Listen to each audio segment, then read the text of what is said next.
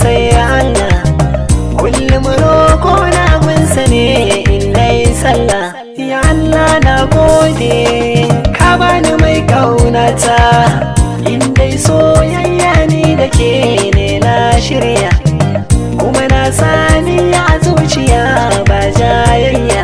Na ɗauki alkawarin da raina sai kin zama uwar yayana, zagi da duka kuwa ba su magani inda so yake yin rana. Ranta da su ki share na ce ki bar duka zantukan nan, ki yarda cewa da san gyarai na je shi bangaren nan.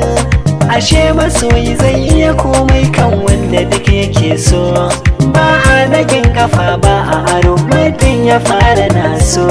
Ni nawa yayi nisa domin ki na kasa gane kaina, wata ran na yau shiru nai ta tunani sai ruwa idona. Ki yi min albishira ki ce kin yarje za ki zauna da ni, ki kara faɗa musu ki ce musu ke haurin ki san baya ne. Kullum so da kauna na baki rufe ki aji cikin zuciya. Hanya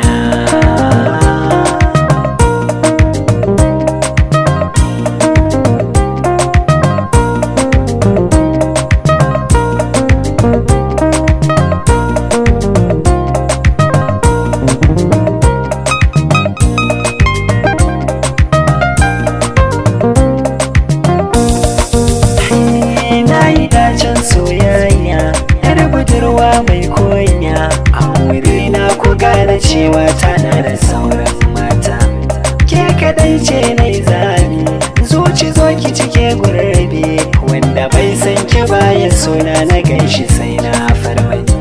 Duka kin ratsa jijiya ta jini na kin zagaya, na fahimta gani da ke to hannun ya zo daidai. Masoyiya sanyi idaniya, kina da kyau ko babu kwalliya, kauna idan ta yawa cikin zuciya sai addu'a. Wasu mukan mace duk sanadin kauna babu batun ba, to za na je na nemo na dawo duk tsanani a raina da ke. Haka Allah ya nufa yadda ya so zai, gare mu ya zama wajibi godiya ta yi mai. An ce mai nema in ya jure zai samu, fatan mama na ta gara na auren mu, sannan za ta yi murna idan ta ɗau mu. Babbar daraja mataki